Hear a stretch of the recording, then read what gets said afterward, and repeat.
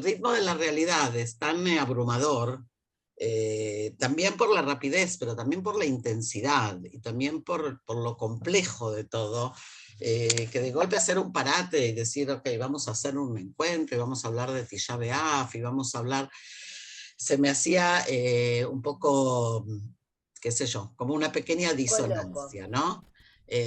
Por otro lado, estamos en las 3 semanas de Bein HaMetzarim, que enseguida vamos a hacer referencia, y qué mejor momento que este para poder tratar de sentarse con calma y pensar en algunas cosas. Entonces yo, como siempre, si les parece, voy a abrir con algunos pensamientos, yo que sé, reflexiones, y después abrimos un poco la conversación. Como les dije al principio, en total tenemos unos 75 minutos, ¿ok? Para no cansarnos demasiado, pero también como para que nos dé tiempo de conversar. Entonces, yo de manera un poco a propósito, llamé a la clase entre los tiempos, ¿no? Que incluso cuando había hecho el primer cartel y le mandé a Galia y a Lisa, había puesto entre tiempos. Y me dijeron, no, no, que eso suena muy a partido de fútbol, ¿no? El entretiempo. Pero en realidad la expresión entre tiempos, que en hibrit es Beinazmanim, o Beinazmanim, como dicen los chicos en la yeshiva, se refiere a los tiempos que van entre los tiempos de estudio, o lo que nosotros hoy llamaríamos las vacaciones, ¿sí? Que en realidad no estamos hablando de eso, porque no vamos a hablar de eso. Nosotros vamos a tratar hoy de hablar de otra cosa, y es hablar un poco de los tiempos de antes y los tiempos de ahora. ¿Okay? O sea, estamos en las 3 semanas que las llamamos Bein HaMetzarim, que podemos traducir, ¿qué me De las ayuda? angustias. Entre las angustias, entre las estrecheces, depende cómo traduzcamos, ¿no? El término meitzar, porque meitzar tiene también este sentido de algo que angustia, y al mismo tiempo tiene el sentido de algo estrecho, ¿sí? Entonces, que están relacionados, obviamente. Uno es estrecho emocionalmente y el otro es estrecho físicamente, pero el concepto de que las semanas que van del 17 de Tamuz, que tuvimos la semana pasada, al 9 de Av, que viene la semana próxima, es un periodo de angustia o es un periodo de estrechez, creo que vale la pena de alguna manera recuperarlo y repensarlo, ¿sí? Entonces, yo no quiero hacer ahora todavía alguna asociación así libre con la realidad que estamos viviendo, pero esta sensación de que estamos en tiempo de estrecheces, en tiempo de angustias, en tiempos que duran mucho más que 3 semanas, ya creo que es un concepto que vale la pena otra vez volver a pensarlo, recuperar algunos elementos históricos, si les parece, y algunos textos, y ver qué cosas de lo que marca nuestra tradición nos pueden servir a lo mejor para hoy en día, ¿ok? Para tratar de pensar un poco en la realidad que nosotros estamos viviendo. Y no estoy diciendo con esto que quiero comparar entre el Tisha B'Av y el 7 de octubre. Son dos realidades muy diferentes. Lo que sí podemos comparar, a lo mejor, lo vamos a ver enseguida, es el impacto que a lo mejor, ¿sí? Pueden llegar a tener desde el punto de vista histórico, ¿sí? Entonces, ¿les parece que vayamos por partes? ¿Se animan a ver estas caras? Ok, voy a compartir un par de textos para que nos sea más sencillo. Me dicen si los ven, ¿sí? ¿Están en pantalla? ¿Se están viendo? Sí, Eh, ¿Perdón? sí, sí, Ok, Sí se ve. sí se ve. vale, vamos ahí está. Entonces decíamos, ¿no? Que el sentido de Bein HaMetzarim, que tiene que ver con las estrecheces, las angustias, ¿ok? Y nuestra tradición marca, de hecho, 4 momentos en el año, o 4 ayunos, en realidad, ¿no? Que tienen que ver con la destrucción. Y es muy interesante ver por qué hay necesidad de 4. o sea, no alcanzaba uno. ¿Por qué hay que marcar esto, o hubo que marcar esto, como cada uno de los momentos, como si cada uno de los momentos de esta gran, de este gran terremoto, podríamos decir, que fue la destrucción del templo, cada uno por sí mismo tiene un peso determinado, ¿ok? Y las etapas que tenemos aquí, que son el 10 de Tebet, que es el primer ayuno, ¿ok? Que marca el comienzo del sitio a la ciudad de Jerusalén, al asedio a la ciudad. El 17 de Tamuz, que marca, no encontré la palabra, me tienen que ayudar, pero en hebreo decimos Pritzat HaHomot, la ruptura de las murallas, la vulnerabilidad de la... El derrumbamiento de las murallas. Sí, lo que pasa, ¿sabes qué me pasó, Ariela? Que cuando uno dice ruptura, derrumbamiento, todo esto es como que no queda claro que es que alguien lo hizo, ¿no? Porque cuando decimos Pritzata Homot, es alguien hizo la Pritzá, alguien rompió, no es que se derrumbaron. O sea, el verbo nos da la sensación clara de que estamos hablando de un acto que alguien hizo, porque las murallas no se pueden... La irrupción, no puede ser la irrupción. Sí, pero en español no decimos la irrupción de las murallas. El verbo es irrupción. Irrumpir en las murallas. Exacto. La destrucción. Najón. La Ok. destrucción. Sí, pero por eso es un momento que tiene que ver con penetrar la muralla, quebrarla, romperla, irrumpir en ella, ¿ok? Y después tenemos el día mismo en el que marcamos la destrucción en sí, y después el ayuno de Gedalia, que normalmente, no sé ustedes, pero normalmente uno no lo asocia con los otros tres, ¿no? O sea, como que uno dice, ok, están los tres del templo y está el de Gedalia, que es después de que comemos mucho en Rosh Hashanah, ayunamos, ¿sí? Al día siguiente. Sin embargo, vamos a ver ahora en los textos cuál es la relación entre estas dos cosas, ¿ok? Si voy muy rápido o muy despacio, me dicen, ¿sí? Entonces, acá tenemos el texto de Melahim, de Reyes 2, donde aparecen, yo lo corté, obviamente, donde aparecen estas fechas, estos ayunos. Fíjense, yo marqué a propósito para que no tengamos que leer todo, en azul, ¿no? El día 10 del mes. ¿Qué pasó el día 10 del mes? Que es 10 de Tebet. Vino Nabucodonosor, rey de Babilonia, bla, bla, bla, bla, ¿ok? O sea, es el comienzo del asedio.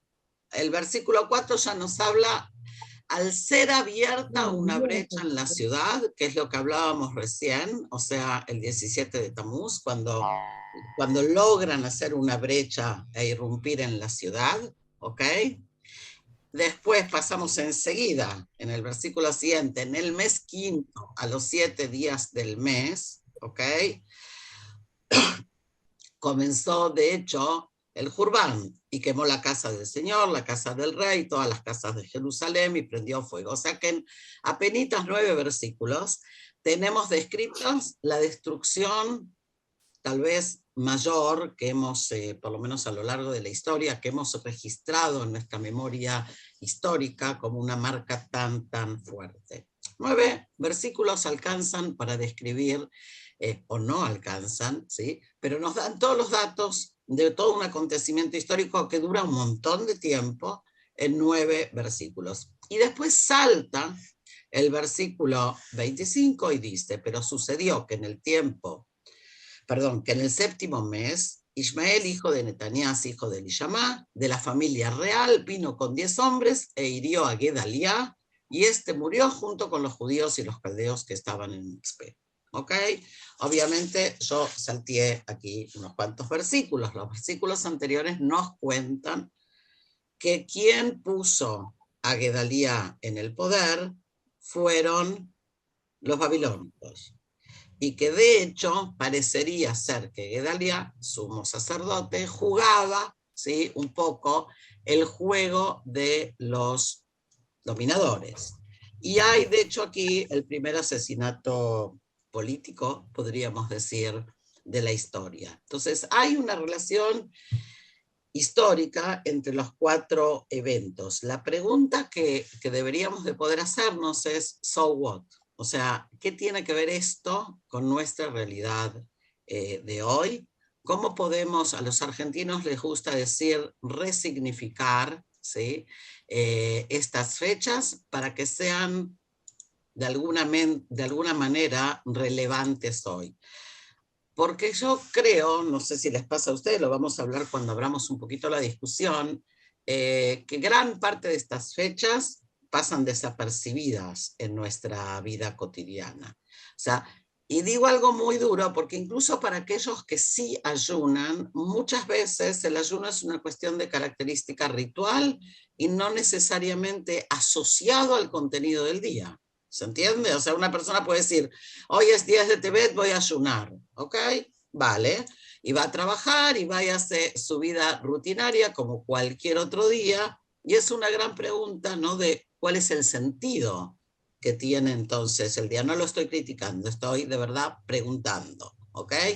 Porque hay ciertos rituales que obviamente nos ayudan en ese sentido a mantener la memoria, pero la pregunta es si la ritualidad que no está conectada con el sentido es suficiente o no. ¿Ok? Ahora, no sé si vieron que la semana pasada, el 17 de Tamuz, circuló aquí mucho Nicel en las redes un pequeño poema que se los voy a poner aquí en pantalla para los que leen hebreo. Yo creo que lo puse también en la red de Mujer y Judaísmo, que es un poema muy, muy breve, que dice así, dice, Af echad lo tzarich leasbir hashana, lama tzamim keshenifretzet choma. Nadie tiene este año que explicar por qué se ayuna cuando se abre una brecha en la muralla. ¿Okay? ¿Por qué circuló tanto? Porque si hubo un año en que esta idea de qué quiere decir que los romanos irrumpieron, el enemigo irrumpió en la muralla, nos hizo clic, fue este año. ¿Okay? Fíjense también que aparte quien lo escribió, que es una mujer que se llama Teilá Siani, hace aquí un juego gráfico. Lo están viendo, dice, por un lado dice Yud Zain y abajo dice 7-10. Yud es 10, Zain es 7. ¿Sí? Entonces hay también un juego de características gráficas muy, muy interesante. Entonces, el tema de que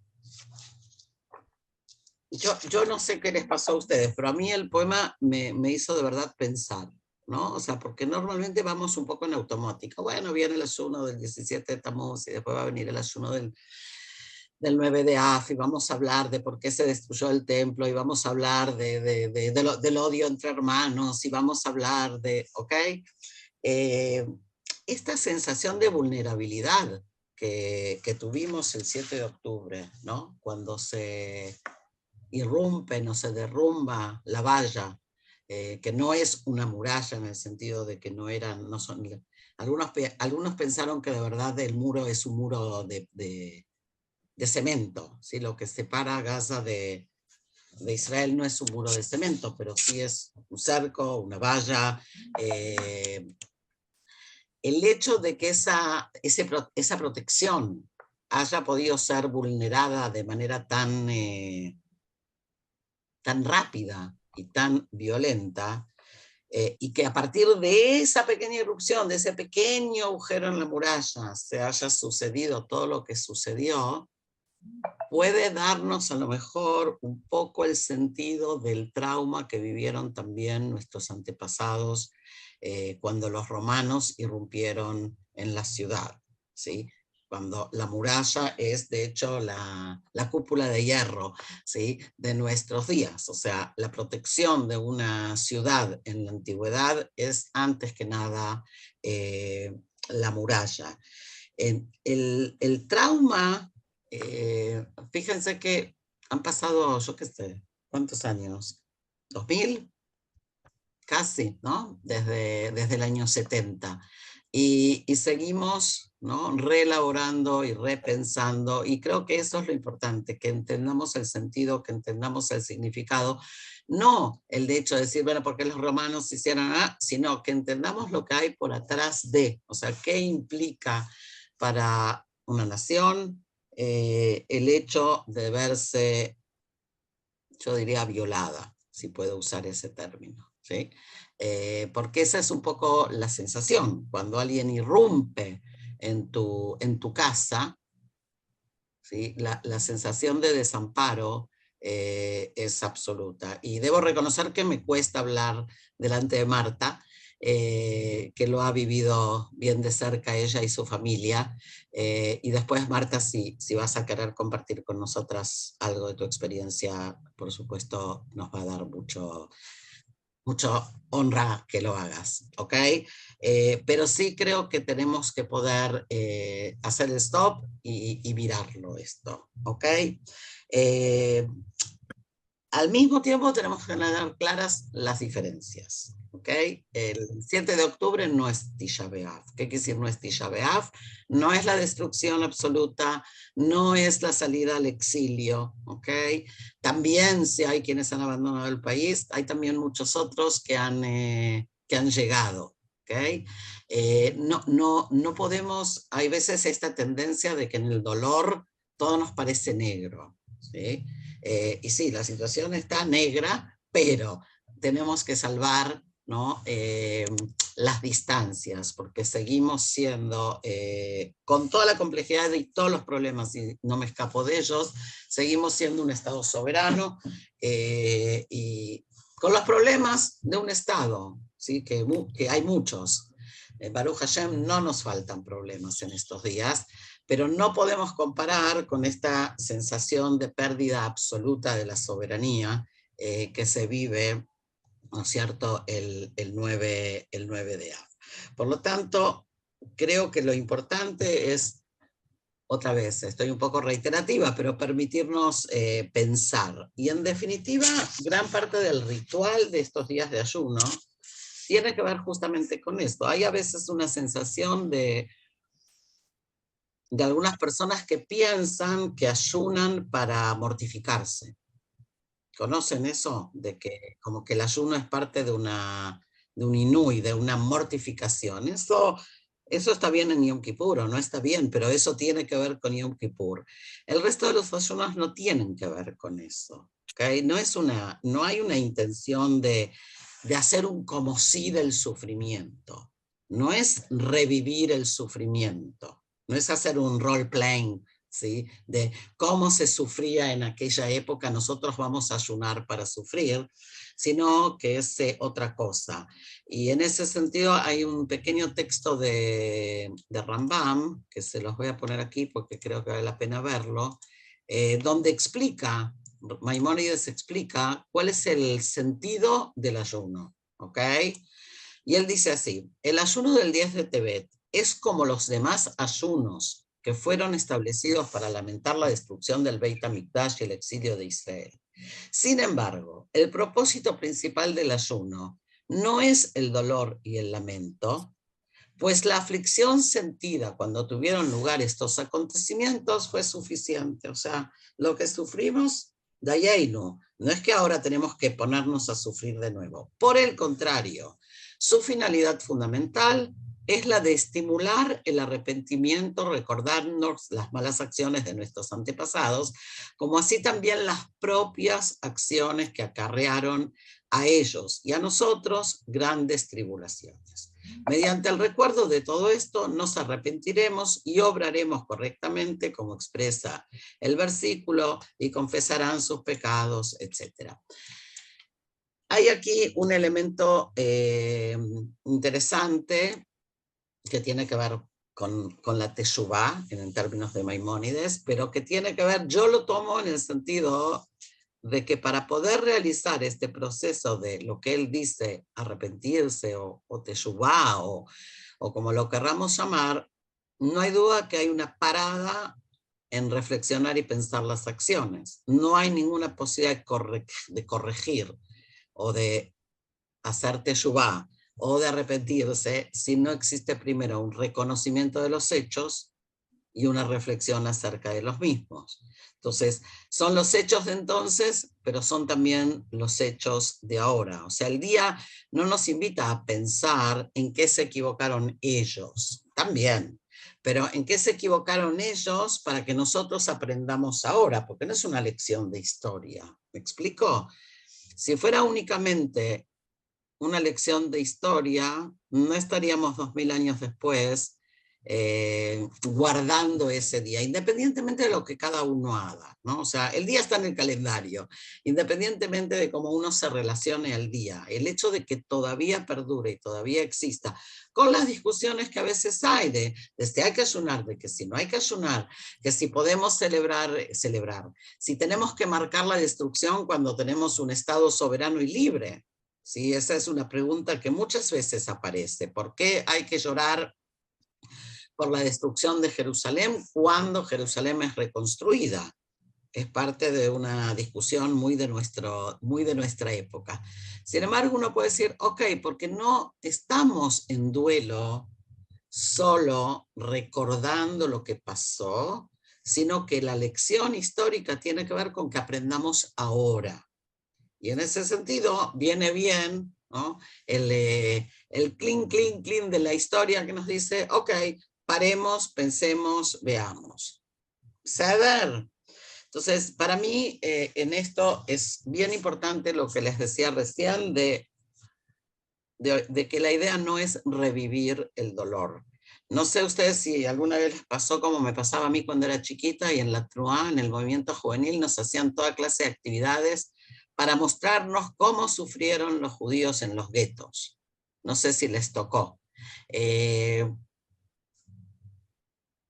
Una bobada, ¿okay? Porque no hay ninguna posibilidad, aunque lo hagamos bien, de ponernos en lugar de ese sufrimiento. Lo que sí podemos hacer es entender cómo nos resuena.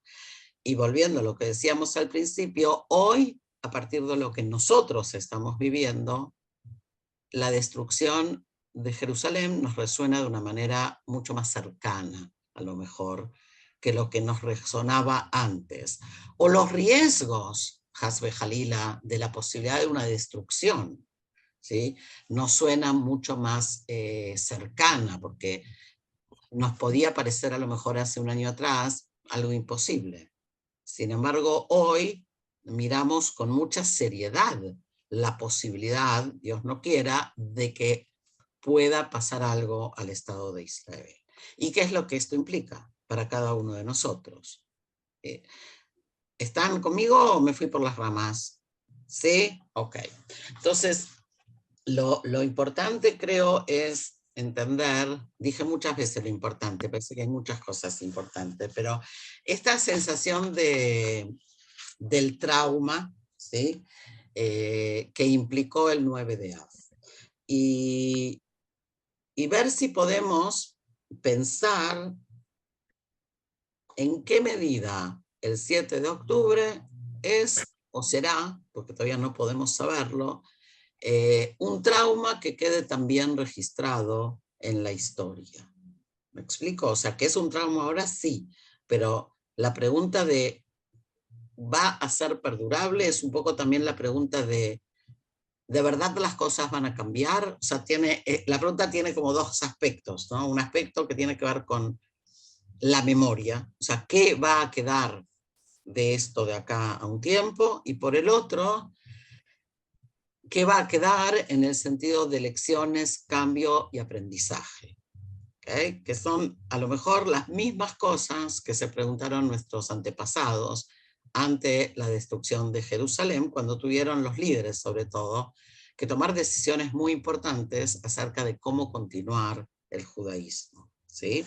Entonces, voy a compartir otro pequeño texto, si me aguantan. ¿Me aguantan? Que dice así. Dijo Rabbi Shmuel bar Nachman, hasta que fue destruido el templo, la Shekhinah, o sea, la presencia de Dios, habitaba en él. Como está escrito, Dios en el santuario, que es un versículo, como ven ahí, en Teilim 11:4. Y desde que se destruyó el templo, se desvaneció la Shejina hacia el cielo, como está escrito en Teilim. Acá lo tienen en Ibrit para las que leen Ibrit, ¿ok? Amar Rabbi Shmuel bar Nachman, ad shelo haraf bet hamikdash, hayta Shejina shora betocho. שנאמר, אדוני בהיכל קודשו, ומשחרף בית המקדש, נסתלקה שכינה לשמיים. O sea, la presencia de Dios se fue del santuario y se fue para el cielo. ¿Ok? ¿Por qué? Porque hay otro versículo que dice, Hashem bashamayim mechin kiso, porque Dios preparó en el cielo una silla, un asiento para él. Y dijo Rabbi Eliezer, no se movió la Shejina del santuario, como está dicho, y estaban mis ojos y mi corazón allí. Independientemente de dónde habrá quedado la Shejina, que es la discusión de los Jajamim en esta sugya, en estos versículos, lo interesante es que el 9 de Av, o sea, la destrucción del templo, lleva a un planteo de tipo teológico. ¿Se entiende? O sea, es algo que pasa aquí ahora, que nos afecta a nosotros como humanos, y los Jajamim discuten acerca qué pasa con Dios. Pero no en el sentido nada más que de la pregunta ¿dónde está Dios?, como a veces nos preguntamos, sino que de hecho esto va a marcar, y es solo un pasaje talmúdico, hay muchos otros, ¿no? Pero esta expresión de que la Shejina se retiró del santuario y se fue a los cielos, o hay otra expresión talmúdica que dice que la Shejina se fue al exilio junto con el pueblo, ¿sí? Y volvió cuando volvió el pueblo. Pero la pregunta tiene que ver, para lo que voy a tratar de explicarme, ¿no? Que el trauma del 9 de Av va a ser incluso un replanteo de la esencia y la presencia de Dios. A eso me refiero. ¿Okay? Que no se queda solo en un trauma de carácter primero personal, luego colectivo, luego nacional, sino que va a implicar también una revisión del judaísmo en su totalidad, porque con la salida al exilio, de hecho, se va a generar lo que hoy conocemos como el judaísmo rabínico, o si ustedes quieren, el judaísmo talmúdico. O sea, el judaísmo que nosotros vivimos hoy. Antes del exilio no existía eso. Nosotros somos producto, culturalmente hablando, de ese exilio. Entonces, el hecho de que los jajamim se pregunten, ¿qué pasa con Dios? ¿Dónde está? ¿Cuáles son las implicancias que va a tener este hecho histórico? Creo que si lo traduciríamos un poco a nuestros días, es si nos aventuramos o no a pensar, que es una pregunta muy difícil, ¿qué va a pasar con el judaísmo a partir de ahora? O sea, el hecho de que estemos viviendo lo que estamos viviendo, ¿va a implicar de verdad alguna clase de cambio en el pensamiento judío? Porque ¿que implica un cambio para cada uno de nosotros? Probablemente sí. Que tampoco sabemos muy bien para dónde, ¿no? Porque cuando uno está viviendo un hecho histórico, no tiene todavía la perspectiva de poder analizarlo. Sin embargo, creo que la pregunta es válida para empezar a hacerla. O sea, ¿cuáles son las lecciones de esto? ¿Qué cosas queremos recuperar? ¿Qué clase de judaísmo pretendemos continuar, mantener? Les voy a, por ejemplo, algo que pasó hoy, no sé, los que están en Israel, las que están en Israel, si los vieron, en algunos supermercados del país, con la noticia del asesinato en Teherán, se repartieron dulces y caramelos. ¿Está bien? ¿Está mal? ¿Puedo juzgarlo? ¿No puedo juzgarlo? ¿Qué clase de elementos judaicos hay ahí? Que obviamente no los hay, ¿no es cierto? Porque todos sabemos que al enemigo hay que matarlo, pero no necesariamente uno tiene que festejarlo. Por otro lado, qué ganas de festejarlo, ¿no? Porque reconozcamos también todos los sentimientos que están puestos en esto, ¿no? Me decía hoy, hay muchas mujeres, pero voy a decir una grosería, después la sacamos del Zoom. Me decía hoy una amiga, la erección nacional volvió a funcionar. ¿Okay? Que es ahí la psicóloga se mata de la risa, pero es una expresión muy fuerte, ¿sí? La pregunta, me decía esta amiga, ¿qué va a pasar después? O sea, entonces yo le dije, bueno, pero deja disfrutar un minuto, ¿no? O sea, ¿Deja disfrutar un minuto de la erección nacional? Claro, ¿por qué no? ¿Por qué no? O sea, esta sensación lo traigo a colación de los judíos. O sea, si yo me pongo estricta y lo pienso judaicamente, obviamente que no voy a ir a repartir dulces. De hecho, yo no fui, ¿no? Pero puedo entender a la gente que lo hizo. Está bien, está mal, es lo que quiero, es la cultura en la que quiero vivir. Ya no hablemos de los acontecimientos en la base militar de antes de ayer, con la sospecha, ¿sí?, de violación de uno de los detenidos. Entender, uno puede entender todo. De ahí a que uno pueda decir, esa es la clase de conductas que yo quiero, es otra cosa. Entonces, cuando yo pregunto, o me pregunto, ¿de verdad el trauma va a traer la posibilidad de un pensamiento nuevo, diferente y positivo? Porque tenemos también el riesgo de que sea nuevo y diferente y negativo. ¿Me explico? Y creo que de alguna manera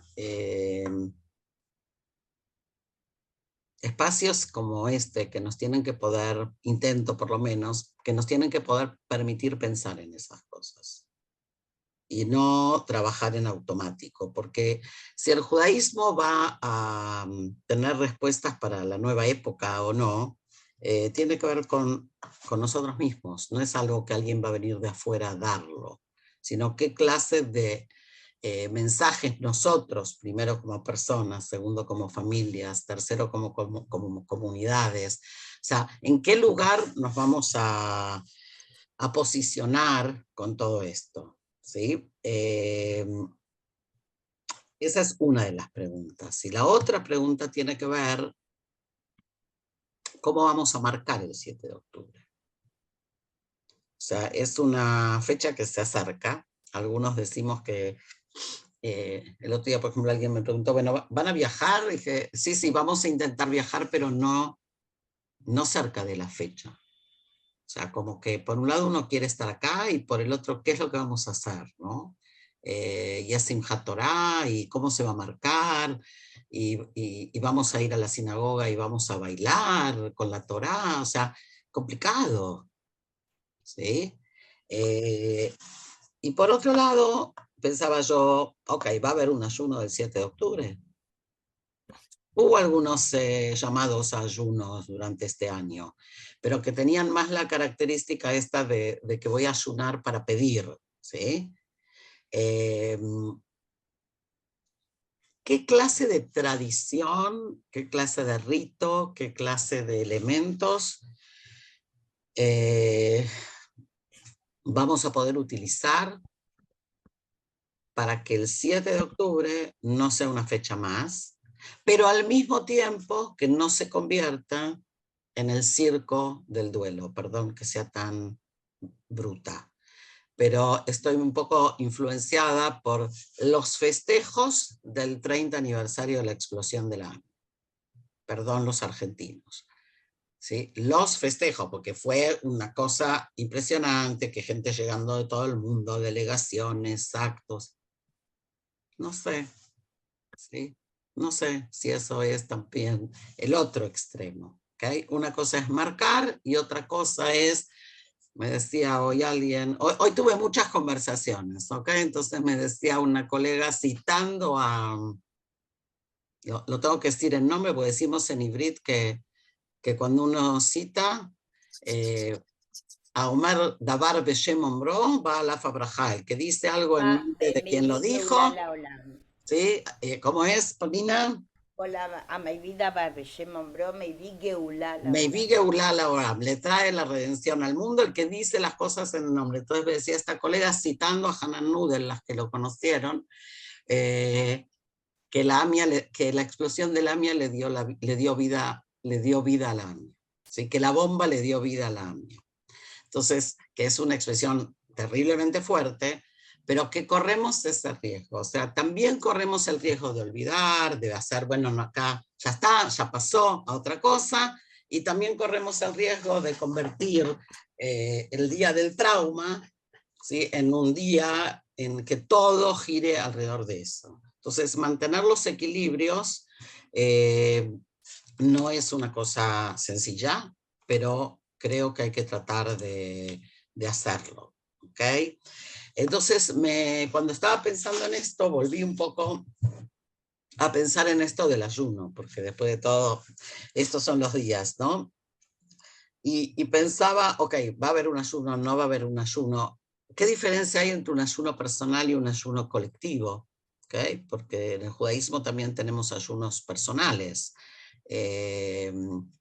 Por ejemplo, los novios que ayunan, en la tradición ashkenazí por lo menos, los novios que ayunan el día de la boda, ¿sí?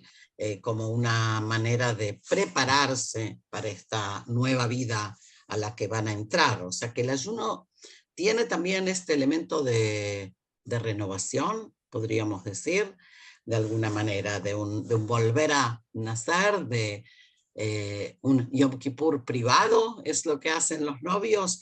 ¿Qué características tiene el ayuno para cada uno de nosotros? ¿Sí? Yo, por ejemplo, les voy a contar un secreto, porque igual estamos solo en el Zoom, no se va a enterar nadie, que a mí me cuesta mucho identificarme con los ayunos.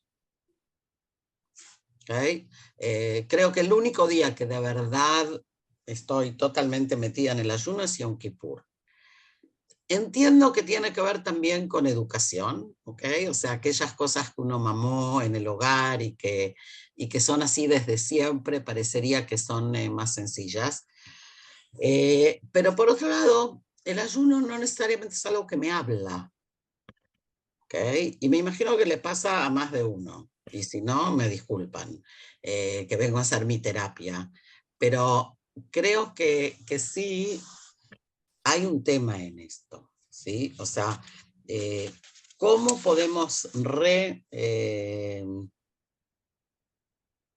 resignificar, reinterpretar estas tradiciones que por un lado sería una pena que dejen de existir, porque si existen y perduran a lo largo de los siglos, algún secreto hay en eso, en el sentido de que parecería que de verdad hace algo al alma humana. ¿Okay? Ahora, ¿cómo nos enganchamos con esto hoy? ¿Podemos engancharnos? ¿No podemos engancharnos? ¿Okay? Ese es un aspecto que a mí por lo menos siempre me preocupa, que es el tema de cómo incluirnos en estos rituales que la historia o la tradición nos trae, y cómo hacer que las cosas tengan sentido para esta generación actual. ¿Okay? Y pensando en esto, buscaba un poco de material, porque hay que hablar en una clase, entonces hay que buscar material, y encontré algo que me pareció sumamente interesante, que es un diálogo. En realidad no es un diálogo, porque una persona que escribe y otra que le contesta 40 años después, pero un diálogo epistolar entre dos líderes, podríamos decir, o por lo menos entre uno seguro, y alguien que le contesta. Les voy a poner en pantalla porque me parece que si están conmigo y me aguantan un rato más, creo que vale la pena. Espérenme. Acá. ¿Ok?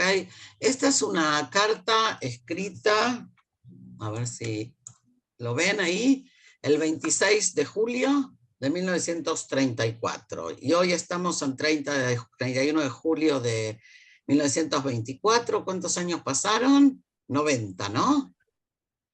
Ok, fíjense lo que escribe Berl Katzenelson, uno de los grandes ideólogos del movimiento laborista israelí.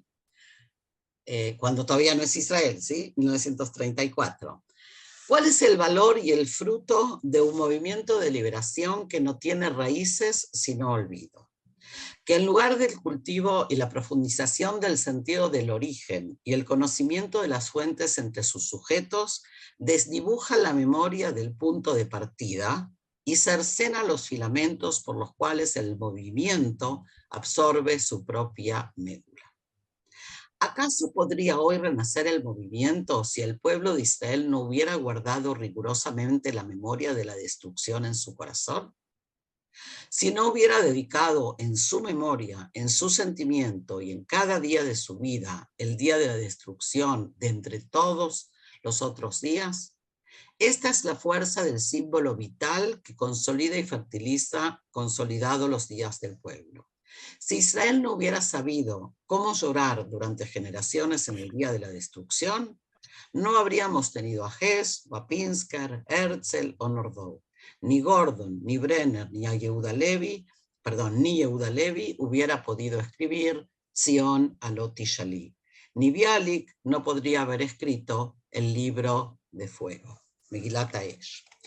¿Acaso hemos perdido la fuerza de vivir y revivir nuestros símbolos, profundizar su contenido, llenarlos con el espíritu de la generación y las necesidades de la generación?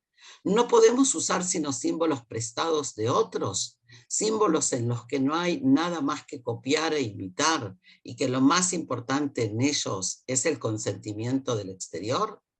Somos incapaces de nada más que una vida desapegada, una cultura desapegada y símbolos desapegados. ¿Cómo les suena? Duro. Les cuento. ¿Esto escrito en 1934? Esto escribe, y enseguida vamos a ver la respuesta, Berl Katzenelson en 1934 en el periódico Dabar, quejándose de que un grupo de jóvenes madrijim, de jóvenes instructores juveniles, organizó en el movimiento juvenil vinculado al movimiento laborista un tiul, un paseo en el día de Tisha B'Av. ¿Sí? O sea, diciendo, ¿cuál es el desapego? Que no sé si está bien la traducción, disculpen porque la hice yo, es el desapego y es la alienación, es el nikur, ¿sí? ¿Cuál es la alienación que uno tiene que tener de sus propias raíces, de su propia historia, que aunque no ayunes, agrego yo, ese día te vas y haces un paseo, ¿sí? Es como esos judíos que el día de Yom Kippur no ayunan y hacen asado, o sea, no quieres ayunar, no ayunes, pero la necesidad de ir a hacer algo. Lo más gracioso, la carta es más larga, ¿no? Y empieza con algo muy interesante, que dice, seguramente no lo hicieron a propósito. O sea, seguramente ni se dieron cuenta que es el 9 de Av. ¿Se entiende? O sea, el desapego de la propia cultura, de la propia historia, de las propias tradiciones, es tal que ni siquiera saben que es el 9 de Av. Y entonces acá va a haber otra pregunta, ¿y de quién es la culpa? ¿No? O sea, si los jóvenes no saben, ¿de quién será la culpa? Si se puede decir así. Pero, Pnina, preguntaste, ¿eso en el 1934? Sí, eso en el 1934. ¿Por qué? Porque una de las cosas...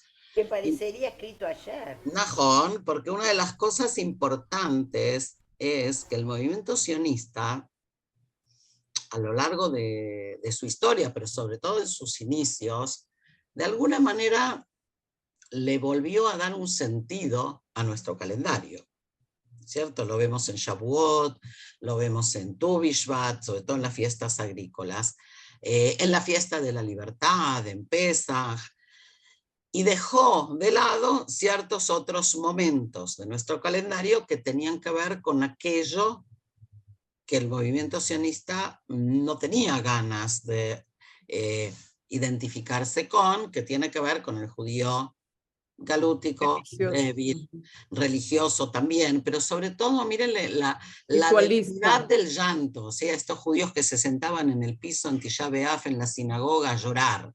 Yo no soy ese judío, ¿sí? ¿Se entiende lo que digo? Entonces, Sí, pero cuando... Sí, mírenle, perdón. Pero cuando estás mencionando que le da sentido al calendario, le da un sentido nacionalista. Mejor. Sí. Yo no digo cuál, pero hace una Entonces, reinterpretación, ¿sí? Que es la que nosotros vivimos en definitiva, de Hanukkah. Y de golpe, Hanukkah es antes que nada la revuelta macabea y ya no el milagro del aceite, como era antes. No digo ni que esté bien ni que esté mal, digo lo contrario, digo es normal que cada generación busque el sentido y el significado que le suena lógico. Claro. Por eso aparece acá la pregunta, ¿y cuál va a ser el sentido y el significado nuestro este año? ¿Okay? Claro. Entonces, lo interesante que les decía es que hay alguien que le contesta a Katzenelson 40 años después. Y fíjense qué interesante. Lo voy a poner. El que contesta es uno de esos jóvenes madrijim, pero que escribe 40 años después, ¿sí? Emanuel Viejovsky, Reflexiones entre el 9 de Av y Yom Kippur, Kibbutz Maoz Haim, 1976. ¿Ok? Y contesta así. O sea, escribe, no es que contesta, yo digo contesta porque es como si estuvieran dialogando. En nuestra juventud tuvimos una discusión con Berl Katzenelson, quien estaba enojado con nosotros porque salimos de campamento el día de Tisha B'Av. Retrospectivamente, no dudo hoy que Berl tenía razón, pero esa no es toda la verdad. Me inclino a responsabilizar a Berl, perdón por el error de tipeo, que en parte, me inclino a responsabilizar a Berl en parte por nuestra desafección por el día. No a Berl el hombre, sino lo que él encarna. ¿Por qué? Pregunto, ¿no fue la suerte de Tisha B'Av como la de Pesaj? Pesaj se ha convertido en una fiesta nacional del más alto orden celebrado por todo el pueblo. Y esto en parte lo fue gracias al movimiento obrero y al movimiento kibutziano que invirtió en ella su mejor talento y esfuerzo. ¿Sí? Las Agadot de los kibutzim, etc. ¿Por qué no redimió el movimiento también a Tisha B'Av? En términos de potencial nacional, este día contiene tesoros insondables. Un pueblo que durante 2000 años recuerda los días de su independencia y esplendor, y a través de las 7 generaciones de torturas, que está mal traducido, las 7, ¿cómo se traduce? Shivama Doraya Geinom, los 7, ¿qué tenía Dante en el infierno? Tenía 7... Sí, no sé cómo se dice, ¿ok? Pero los 7 estadios de la tortura, los 7 círculos de la tortura, los pogromos y la Inquisición, no extinguió el recuerdo de su soberanía nacional. O sea, porque va de la mano, la destrucción por un lado implica también el recuerdo de la soberanía. De todas las fiestas y ayunos con las que hemos sido bendecidos, no hay otro día en que esta memoria se manifieste como en Tisha B'Av. El movimiento de resurrección que surgió después de 2000 años parecería que hubiera tenido que cultivar, desarrollar y elevar este día. Pregunta, ¿ok? O sea, desde el punto de vista conceptual, está bastante lógico lo que aquí se plantea. Sin embargo, otra vez, como dijo Mírele un poco, eso quedó en un mundo muy, muy separado de muchos de nosotros. Yo no sé dónde crecieron ustedes, pero yo en el colegio que crecí, Tisha B'Av no era una fecha. Había muchas otras, pero Tisha B'Av no. Y no estoy recriminando, estoy diciendo, fíjense cómo cada generación le busca la vuelta, y está bueno que así sea, porque si no, no tendría sentido. O sea, si el aprendizaje de la historia es para repetir la historia y nada más, no sirve. Si de esto aprendemos y tenemos lecciones para nosotros, eso es lo importante. Entonces, creo que nos toca este año, a lo mejor a nosotros, a nuestra generación, volver a poner en una perspectiva diferente esto de Tisha B'Av. No por la destrucción solamente, sino y fundamentalmente por la soberanía. O sea, porque entender lo que implicaría la pérdida de la soberanía, creo que es algo que hoy en nuestra generación de golpe podemos asomarnos al abismo, ni siquiera es que podemos meternos ahí, porque de solo pensarlo ya no podemos, pero podemos intentar asomarnos a entender o a sentir o a percibir qué implicaría la no existencia del Estado de Israel. Algunos de los presentes nacieron junto con el Estado, ¿sí? Algunas de las presentes en el Zoom, pero muchos otros nacimos cuando el Estado ya existía. Ya no hablemos de los chicos jóvenes, que no pueden ni siquiera imaginar esta posibilidad de que de golpe no hay Estado de Israel. ¿Ok? Y otra vez, no es que quiero ser mala onda, sino que estoy diciendo valorar la soberanía. O sea, que este año Tisha B'Av nos ayude no a sufrir, como dijimos antes, el ayuno, sino a repensar qué implica, ¿sí? Ser un Estado soberano. ¿Qué responsabilidad tenemos al ser un Estado soberano? ¿Qué responsabilidad tenemos sobre todo el pueblo? ¿Qué responsabilidad tenemos sobre nuestro propio judaísmo? Etcétera. ¿Ok? Pero bueno, no hay que ser mala onda. Y para terminar, una cita optimista y abrimos un poco el diálogo, ¿les parece? Hay muchos midrashim que seguramente conocen sobre las profecías de la destrucción. El más famoso es un midrash que cuenta que Rabbi Akiva subió al templo destruido y al ver a los coyotes paseando por ahí, se empezó a reír. ¿Conocen ese midrash? Y todos le dijeron, ¿y de qué te ríes? ¿No? Entonces, porque ahora sé que la profecía se va a cumplir, porque si se cumplió la profecía de la destrucción, se va a cumplir también la profecía de la reconstrucción. Pero hay muchos otros pasajes, yo elegí uno que va en el mismo sentido, pero para ver un texto diferente, dice así: Betzet Israel mi Mitzrayim, cuando Israel salió de Egipto, la asamblea de Israel le dijo a Dios, soberano de todos los mundos, buenas profecías profetizaron los primeros profetas, cada uno de ellos, y no hemos visto nada de esto. Jeremías dijo, entonces la Virgen se alegrará en la danza. Y Osea dijo, y será el número de los hijos de Israel como la arena del mar. Y dijo Joel, los montes destilarán vino. Y Amós dijo, y he aquí vienen días del Señor. O sea, todas profecías súper positivas, ¿sí? Pero no hemos visto nada de esto, ¿ok?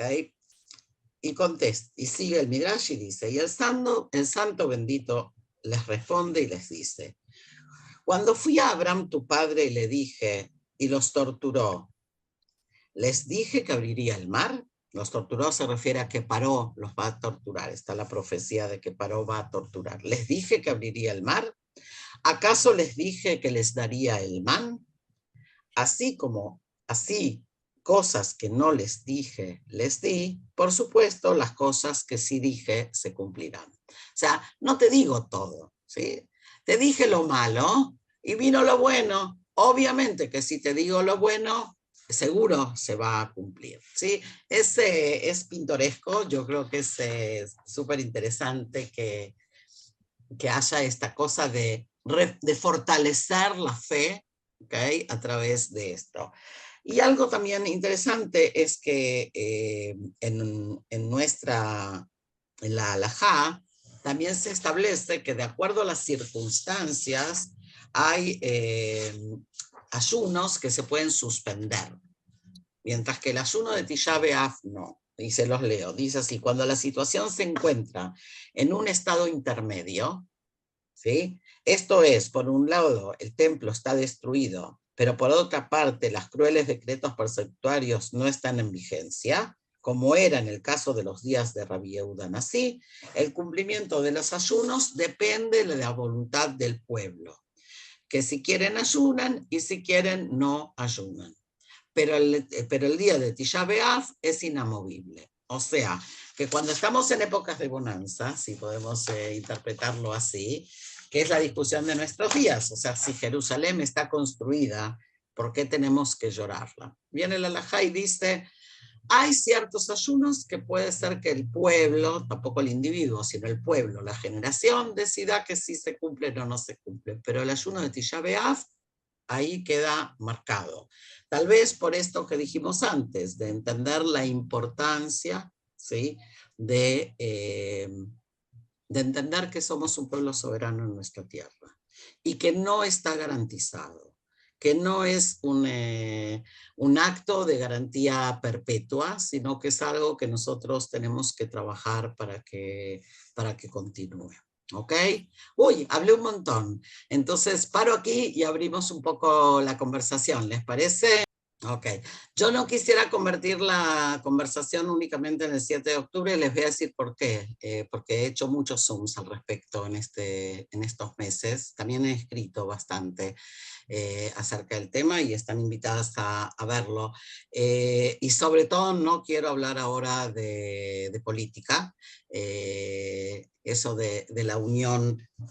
Yo tengo mis reservas, pero otra vez, no sé si hoy es el marco y el contexto. Sí quisiera aprovechar para que tratemos de ver qué nos hace esto, ¿no? En el sentido de que nos ayude a pensar desde la perspectiva de nuestra vida judía. No sé si a lo mejor lo dije muy enredado, pero lo que yo siento es que más allá de seguir hablando de lo que pasó y cómo pasó, y si las derechas y las izquierdas, que yo por supuesto tengo mi postura y mi visión, y no coincide Marisa con la tuya, quiero que pensemos en qué responsabilidad tenemos nosotros como propios productores de nuestro destino judío.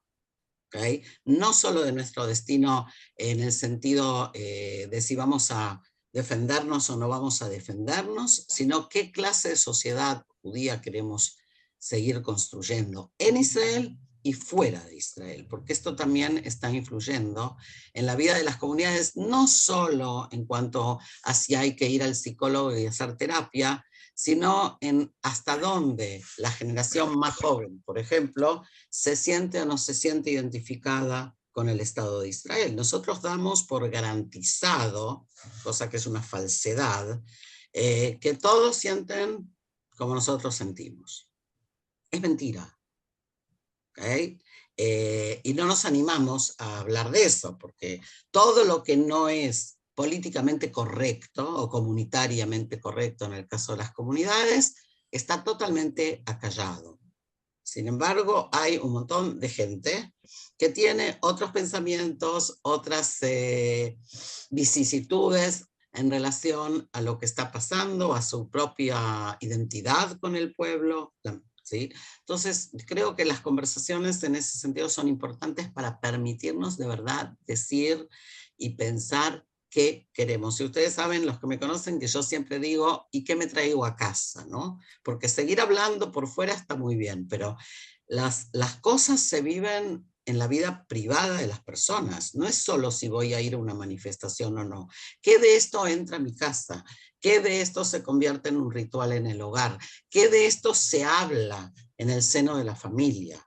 ¿Hasta dónde de verdad hay una cosa que entra a la vida concreta de cada uno de nosotros y no a las redes sociales?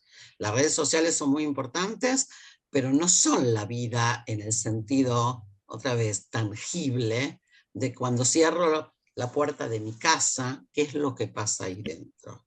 No sé si logro transmitir lo que quiero con esto. Sí. Malca y después Rachel. Perdón, ya está, ya está. Venga. Hola a todas. Hola. Hola a todas. Gracias, Ethel.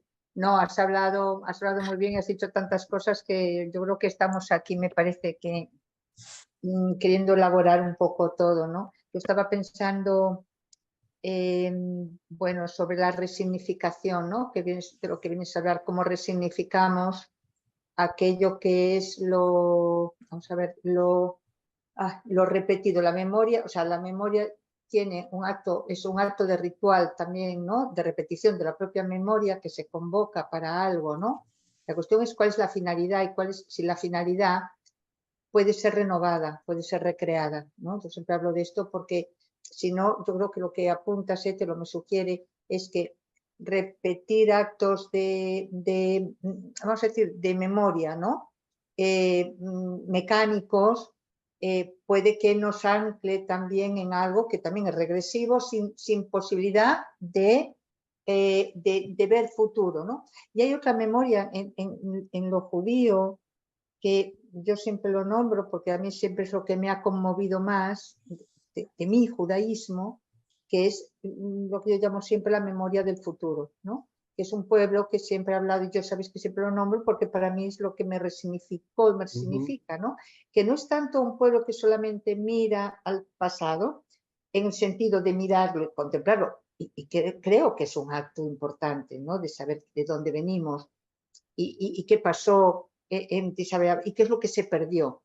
Pero claro, sino que mira hacia el futuro para ver qué es lo que se va a redimir, que es un poco este midrash maravilloso que a mí me encanta de Rabbi Akiva, es que es surrealista esta escena de yo imaginar, a mí me gustaba siempre imaginarme a Rabbi Akiva riendo como loco con un templo destruido, imaginar, o sea, esto es un cuadro impresionante, riendo como loco, un sabio ante su templo destruido. ¿Cómo es esto? Si resulta que después las generaciones lo que hacen es llorar y llorar y llorar y lamentar, ¿no? Cuando está también las lamentaciones, ¿no? De Jeremías.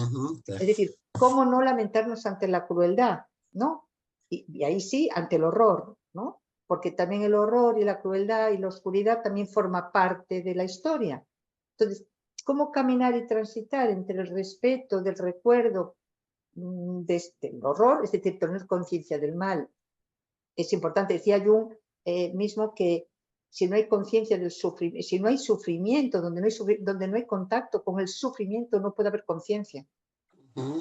Entonces, creo que necesitamos una parte de sabernos que en ese sufrimiento que concluye o viene más reciente hasta este 7 de octubre terrible, pero no para hacer un circuito de que solamente recuerdo eso, sino que desde ahí es la resignificación de la memoria del futuro, porque esa memoria del futuro es lo que representa Rabbi Akiva.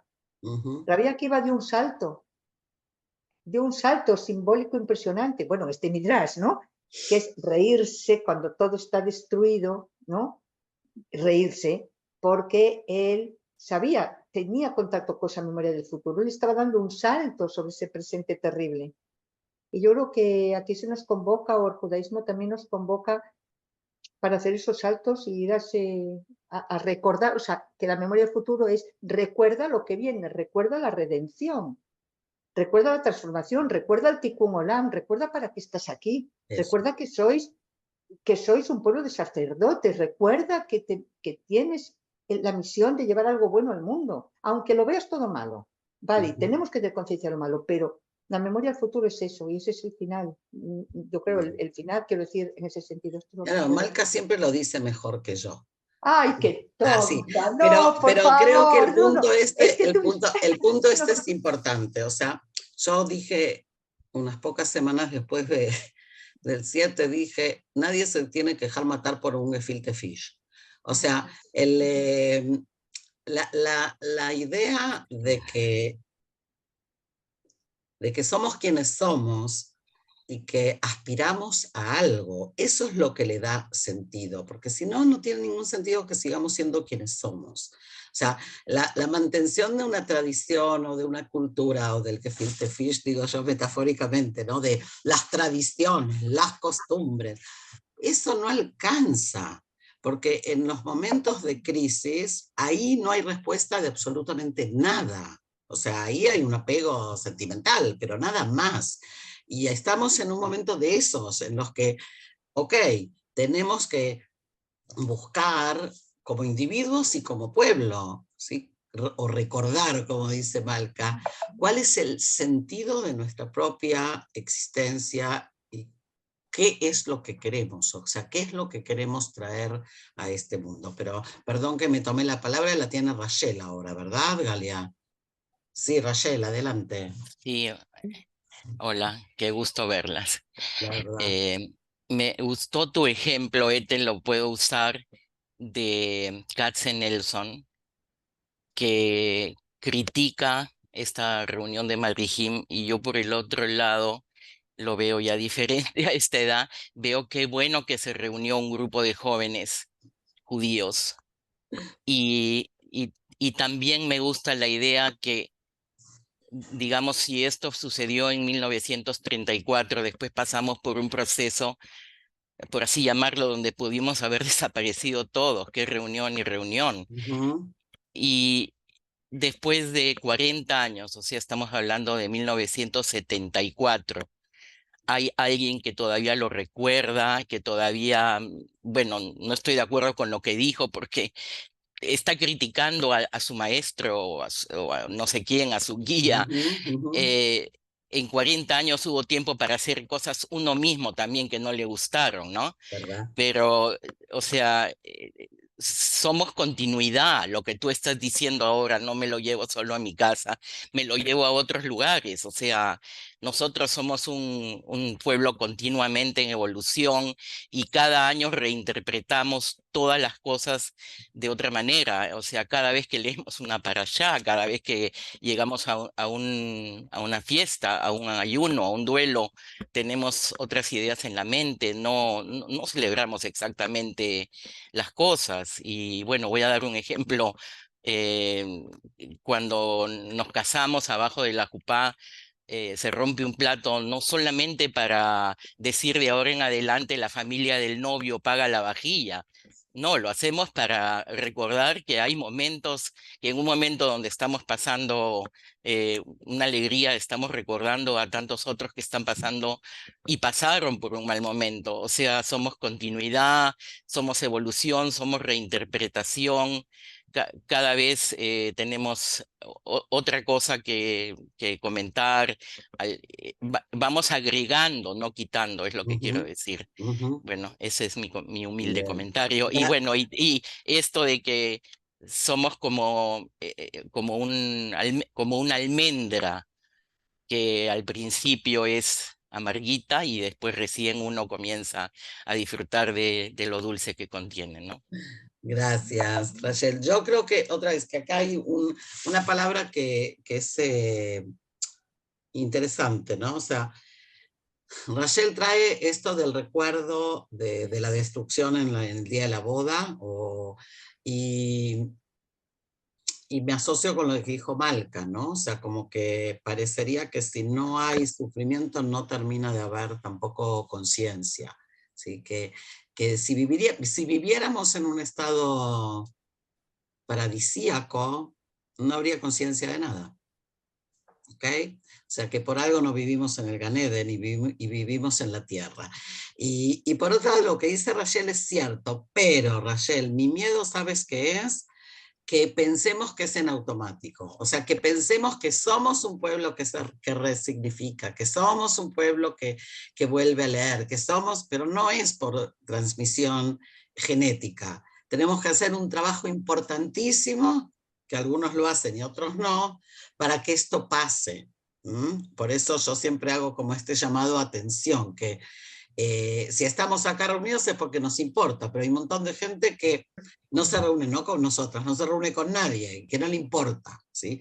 Y que no es el mero hecho de pertenecer lo que hace o lo que garantiza que esto continúa, ¿sí?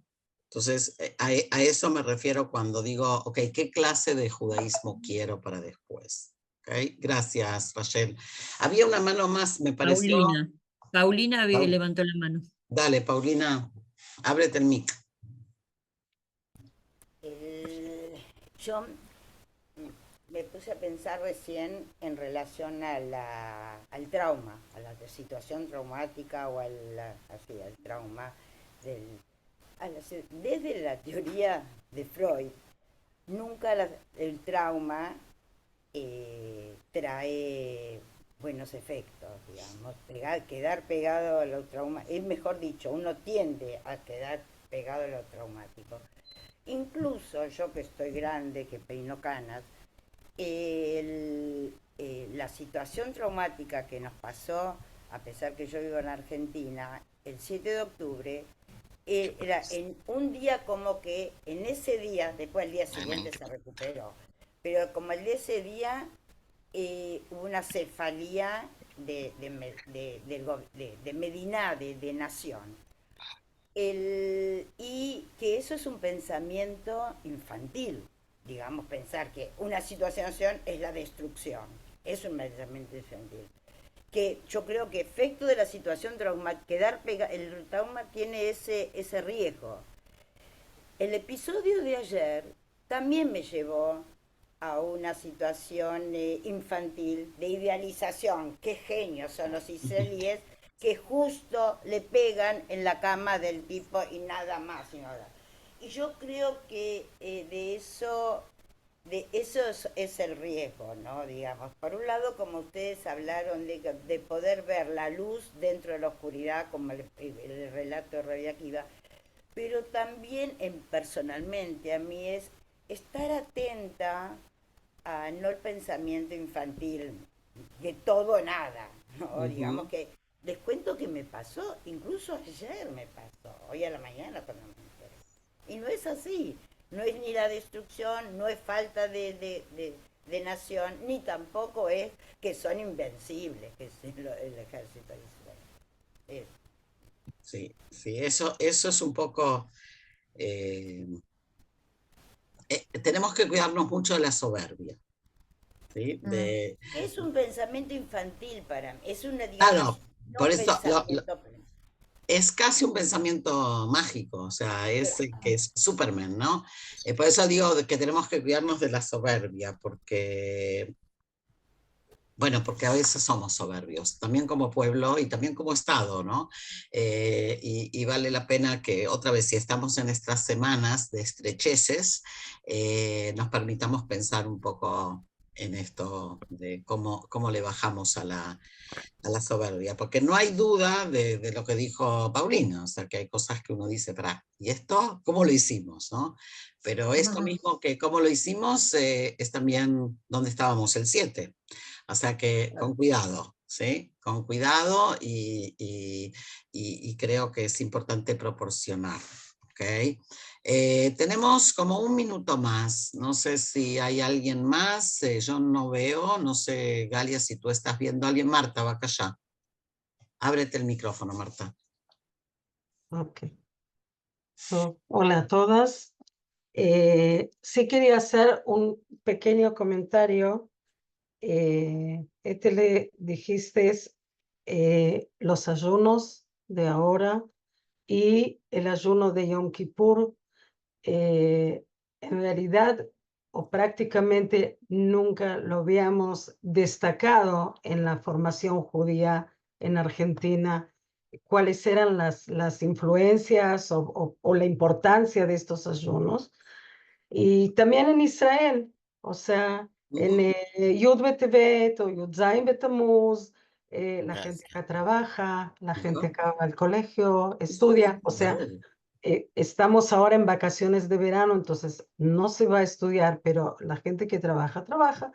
El que puede ayuna, el que no, no, pero y no es lo mismo que compararlo con Yom Kippur. O sea, la comparación, pienso que no hay cómo comparar con Yom Kippur. Porque está escrito en la Torá, porque tiene un marco religioso diferente. Tiene una shkafá, un enfoque distinto a todo esto.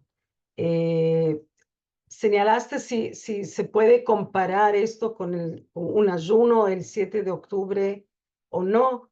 Tal vez no ayuno, pero sí, como habían comentado en algún momento aquí en Israel, de declarar un día de duelo nacional, porque sí, y esto también te lo quité a ti, Ethel, sí quedará registrado en la historia. Lo que nos ocurrió aquí es un poco de yeirut, de sí, de soberbia. Todos nosotros podemos y todo esto está aquí y tenemos toda la fuerza y toda la seguridad y todo, como dijiste, Yeirut, dijimos Es un poco más que soberbia, pero sí. Soberbios, más que soberbios, sí, más que soberbios. Pero sí va a quedar, las cicatrices son muy profundas, sobre todo a quien tuvo más, y yo pienso que todo habitante de Israel está tocado de una forma más, menos, pero a todos nos tocó y nos llegó y va a quedar, sí va a quedar registrado en la historia. No, no hay duda de que va a quedar. La pregunta es, como siempre en la historia, ¿cuál va a ser el registro y cuándo? Y no sé si lo vamos a ver, porque la historia avanza. Javerot, hay un montón de gente saliendo, entonces antes de que nos dispersemos así de una, sí, agradecerles muchísimo que hayan entrado a la reunión. Creo que es importante, si bien no tenemos el ritmo de Mujer y Judaísmo como lo teníamos antes, vamos a tratar de mantener por lo menos un encuentro por mes en este contexto. Esa es un poco la idea para el próximo año. Y yo quería traer a colación de las cosas buenas. Se habló de evolución, se habló de resignificación, y vale la pena también hablar de resiliencia, ¿no? De la posibilidad que tenemos de superar la crisis, de saber sacar o salir de las crisis mirando hacia adelante, otra vez no de manera, diría Paulina, infantil, sino de manera adulta, para pensarnos. Para mí la invitación es pensarnos como actores de nuestro propio destino y dejar de pensar que otros van a hacer las cosas por nosotros. ¿Okay? La idea de un día de duelo nacional que Marta mencionó, obviamente es una idea que se baraja. A mi criterio, el gobierno ya lo debería de haber decretado, no lo decretó todavía, pero puede ser que la ciudadanía lo decrete, como muchas otras cosas que han pasado en estos últimos meses. Es la ciudadanía quien toma sí, es la sociedad civil la que toma el liderazgo y establece ciertas cosas. Así que de verdad agradecerles un montón, siempre es un gusto encontrarnos, y bueno, y esténse atentas. No tenemos más que Instagram en las redes, no tenemos Facebook, así que para enterarse de lo que pasa y si hacemos actividades, por ahora lo vamos a manejar como lo estamos manejando, ¿ok?